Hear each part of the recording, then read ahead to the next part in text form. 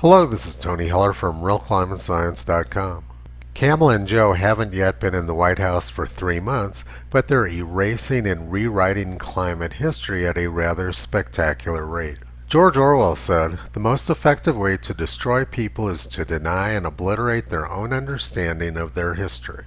A couple of weeks ago I showed how the Kamala and Joe White House are rewriting America's forest fire history. This was the National Interagency Fire Center's forest fire burn acreage data on the day when Kamala Harris and Joe Biden took office. The data showed that prior to the 1950s, burn acreage in the United States was much higher than it is now. The worst year was 1930, when more than 50 million acres of forest burned. But that data has disappeared from the National Interagency Fire Center website, and now they're hiding all the data prior to 1983.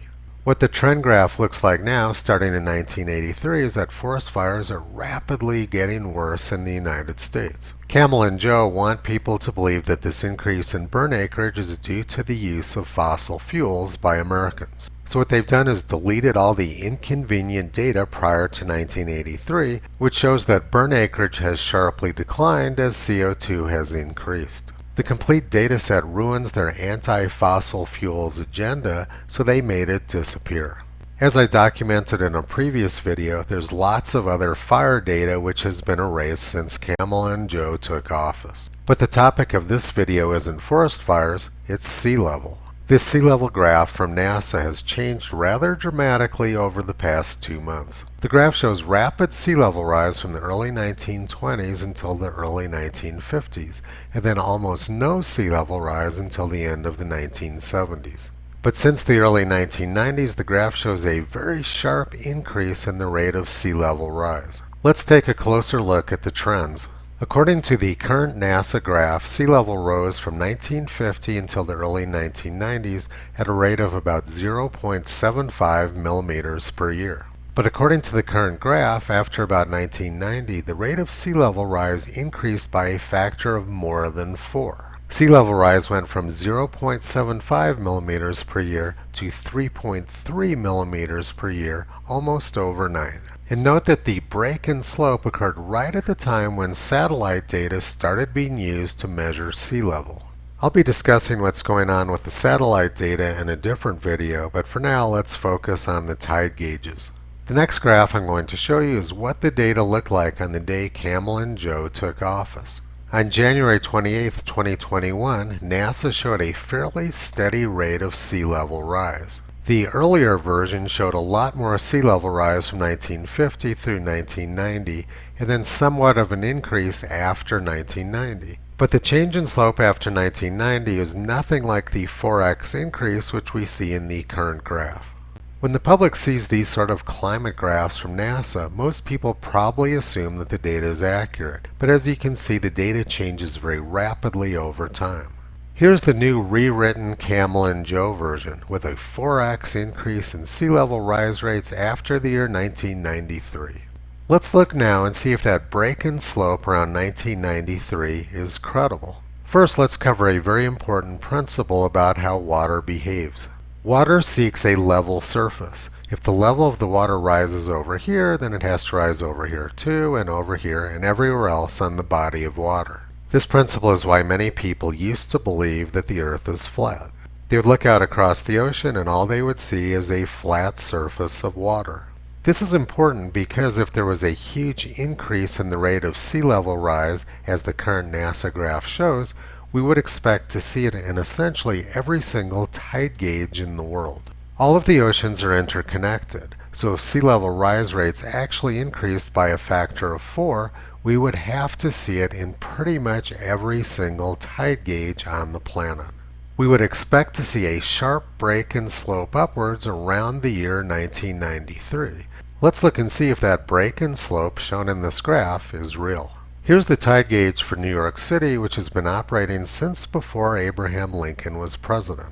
The rate of sea level rise there has been pretty steady for the past century and a half, and there certainly hasn't been a break in slope since the year 1990. If the NASA global sea level graph were correct, we would expect to see a sharp increase in slope at New York after the year 1990, but it doesn't exist. And it's the same story at Atlantic City, New Jersey. Sea level rise rates have been quite constant there for more than 100 years. There's no indication of any human influence. Most of the apparent sea level rise on the east coast of the United States is actually due to the land sinking rather than the ocean rising. If we go to the west coast, we see very little or no sea level rise at all.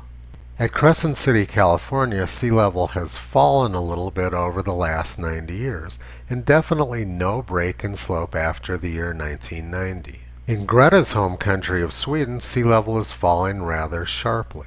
This is because the land is rising there since the end of the last ice age. And there's definitely no break in slope after the year 1990. Same story at Sydney, Australia. They have a very long-term record. There's been very little change in slope and no break after the year 1990. Sea level at Sydney has hardly risen at all over the past 130 years. This sharp break in slope, which NASA claims after the year 1990, simply doesn't exist. This data is fake. But the story about fake NASA climate data gets much worse, as I'm about to show you. This graph shows sea level rise rates at all 366 tide gauges used by the National Oceanic and Atmospheric Administration. NASA claims that the global average for sea level rise rates is 3.3 millimeters per year, shown as the dashed red line. But more than 80% of the tide gauges in the world show lower rise rates than what NASA claims is the average. This average makes absolutely no sense. As we've been seeing in the individual long-term tide gauges, there's been very little change in rate over time. They've been quite steady. There's no reason to believe that there's been a recent increase in these rates. And all of the tide gauges where sea level is rising faster than what NASA calls the average are places where the land is sinking very quickly. These stations aren't actually showing us sea level rise. What they're showing us is land sinking. This break in slope after the early 1990s and recent NASA sea level data are complete garbage.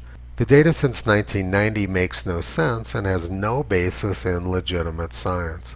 But now let's look at the earlier data prior to 1990. NASA showed rapid sea level rise from the early 1920s until the early 1950s, and then it got very flat for a couple of decades. The implication of this is that Earth was very warm from the 1920s through the early 1950s. What was happening during this period is that glaciers were melting and the level of the ocean was rising in response. But for about 30 years after 1950, there was very little sea level rise, indicating that glaciers weren't melting and that temperatures must have been cold. So if we looked at a temperature graph, we would expect to see a lot of warmth during this period when glaciers were melting, and we would expect to see a period of cold after the 1950s when glaciers weren't melting and sea level was barely rising.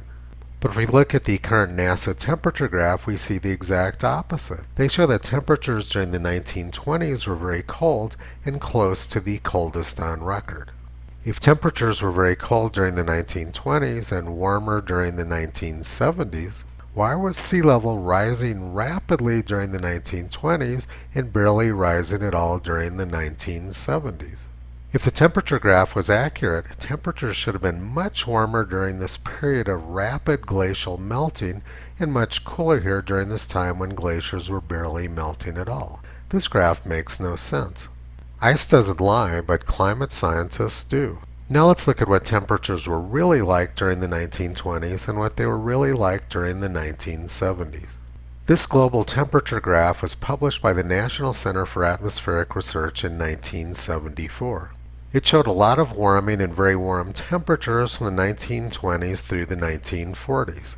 This corresponds to this period in the sea level graph when sea level was rising very quickly. But then temperatures dropped sharply and the 1970s were very cold. Thus, there was very little glacial melting and very little sea level rise. So the 1974 temperature graph from the National Center for Atmospheric Research makes sense, whereas the current NASA temperature graph makes no sense at all. NASA shows 1921 as being one of the coldest years on record, when in fact it was actually one of the hottest. There was a record heat wave in 1921 which caused a global drought that starved millions of people. There was a huge amount of hunger across Europe, Russia, and much of Asia. 1921 was the hottest year on record in Texas. There was a record heat wave in the Midwest, and even Alaska was seeing record heat for much of the summer. Before the data gets tampered with by NOAA, the average maximum daily temperature in the United States during 1921 was second highest on record after 1934. And the percent of days above 65 degrees Fahrenheit in the United States during 1921 was the highest on record. 1921 was an extremely warm and persistently warm year. The heat of 1921 was reported all over the world. Famous explorer Stephenson reported that the ice between the North Pole and Alaska was thin and rotten. This means that much of the multi-year ice in the Arctic had melted before the year 1922. Climate alarmists tell us that 100 years ago there was very thick old ice here, but the historical record says that simply isn't true. European glaciers were everywhere receding. The ice fringes of both poles were retreating. The Ross Ice Shelf in Antarctica had retreated 40 miles. April 1923, North Pole melting. Many glaciers vanished. Is the North Pole going to melt entirely? Science is asking these questions. Reports from fishermen, seal hunters, and explorers who sail the seas around Spitsbergen and the eastern Arctic all point to a radical change in climatic conditions, with hitherto unheard of high temperatures on that part of the Earth's surface. The New York Times reported in 1923, many old landmarks are so changed as to be unrecognizable. Where formerly great masses of ice were found, they're now often moraines, accumulations of earth and stones. At many points where glaciers formerly extended far into the sea, they have entirely disappeared. Glacier National Park was melting so quickly in 1923 that experts predicted it would be ice-free in 25 years, or by 1948. The world's record heat wave occurred at Marble Bar, West Australia during 1923 and 1924. They had 160 consecutive days over 100 degrees Fahrenheit or 38 degrees Celsius. Greenland and Norway were melting very rapidly, and by 1939 it was reported that the glaciers in both countries faced the possibility of catastrophic collapse. Winter temperatures in the Arctic around Spitsbergen increased by 16 degrees from 1910 to 1939. In 1952, America's leading Arctic expert, Dr. William S. Carlson, reported that the glaciers of Norway and Alaska are only half the size they were 50 years earlier. The temperature around Spitsbergen is so modified that the sailing time is lengthened from 3 to 8 months of the year.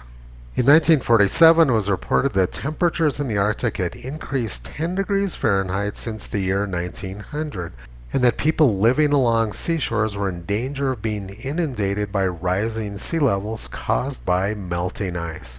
Dr. Hans Ullmann was the world's leading Arctic expert, and he said that the 10-degree rise in temperatures in the Arctic was an enormous rise from the scientific standpoint. But things changed very dramatically between 1947 and 1970.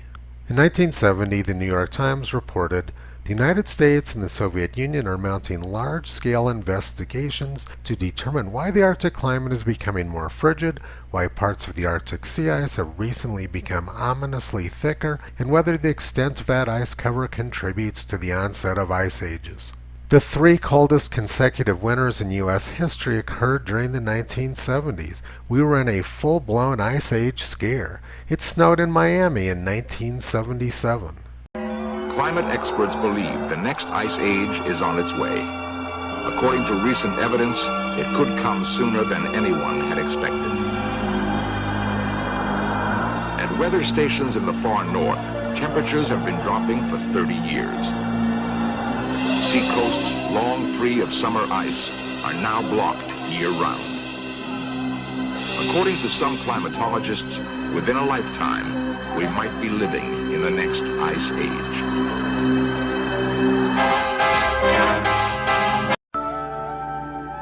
If an ice age is coming, what can we do to stop it? Nuclear energy might be used to loosen polar ice caps. Sea ice could be melted by covering it with black soot to increase the absorption of sunlight. Dr. Stephen Schneider is a climatologist from the National Center for Atmospheric Research. Can we do these things? Yes. But will they make things better? I'm not sure. We can't predict with any certainty what's happening to our own climatic future. How can we come along and intervene then in that ignorance? You could melt the ice caps. What would that do to the coastal cities? The cure could be worse than disease. Would that be better or worse than the risk of an ice age? As Stephen Schneider from NCAR was saying, scientists were talking about melting the polar ice caps to stop the global cooling. That was an idea known as geoengineering, which I'm going to talk about again in a minute. The point I'm trying to make now is that this NASA temperature graph makes no sense. The 1920s were very hot around the world and glaciers were melting. 1921 was probably one of the hottest years on record. And then the 1970s were very cold. We had an ice age scare. Yet NASA shows the 1970s as being warmer than the 1920s. Now let's compare what we know about sea level and melting ice to the 1974 NCAR graph. They showed this period from the 1920s through the 1940s as being very warm, during a time when ice was melting and sea level was rising rapidly. But they show the 1970s as being very cold, during the Ice Age scare and when sea level was barely rising at all. The 1974 NCAR graph makes sense, but the current NASA graph makes no sense at all. Scientific American says that the Earth is burning, and their primary source of propaganda is the NASA temperature graph, which we know now isn't accurate. What we're seeing with this fake data is nothing new. In January 1907, the U.S. Weather Bureau issued this report. Is not honesty the wisest policy? It's wrong to mutilate or suppress the record of an observation of a phenomenon of nature, but it's also wrong to make a bad use of the record. In fact, it's the misuse of meteorological data, not the observing or publishing, that constitutes a crime against the community. Observation and careful research are to be encouraged as useful. Misrepresentations are to be avoided as harmful. The independent press, as the voice of the people, should not only be vox populi, but vox Dei, repressing all cheats and hoaxes, defending the truth and the best interests of the whole nation against the self-interest of a few. That's what people like myself are doing. We are the independent press who are calling out the cheats and hoaxes by the mainstream media and by government agencies. There's nothing innocent about what these people are doing. In fact, it's extremely dangerous. Based on NASA's fake temperature graphs, Bill Gates wants to pollute the upper atmosphere in order to reduce sunlight and make the surface of the Earth colder. This concept is based on an observation of nature which occurred in 1815. Mount Tambora in what is now Indonesia erupted and put huge amounts of ash in the upper atmosphere. This blocked sunlight and caused the Earth to cool. 1816 was known as the year without a summer. Crops failed all over Europe, and many tens of thousands of people starved to death. In 1815, just like now, there was a grand solar minimum occurring. Putting dust in the upper atmosphere was catastrophic, and Bill Gates wants to repeat that. We've been seeing record cold all over the world. Hundreds of people froze to death in Texas during February. Here in Cheyenne, Wyoming, we're having our coldest February through April since 1929. Last week, the wine grape crop in France largely froze.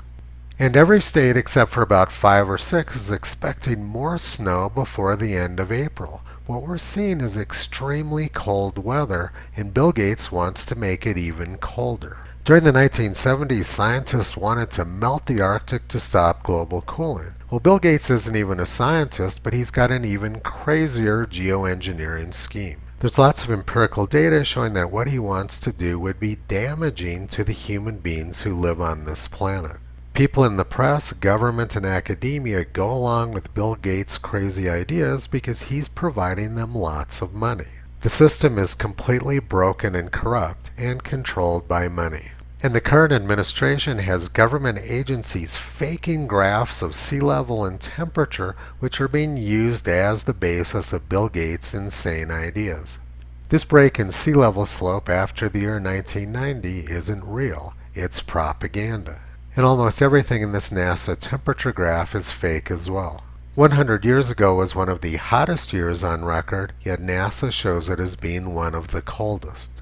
But one thing for certain, NASA tampering with temperature data isn't going to bring back to life the millions of people who died from the heat, drought, and famines of 1921. I'm planning on doing a complete video at some point on the horrific weather of 1921. Unfortunately, there's very few people still around who remember the horrific conditions of the 1918-1919 flu pandemic and the 1921 heat wave and drought. The success of climate fraud depends on the fact that not many people remember what the past was actually like. But fortunately, we have lots of digitized historical records available so that we can find out. I look forward to talking with you more about the year 1921 in the not too distant future. Toto has been pulling back the curtain on this disinformation campaign for the past 13 years. You can visit him and Kyrie on the web at realclimatescience.com.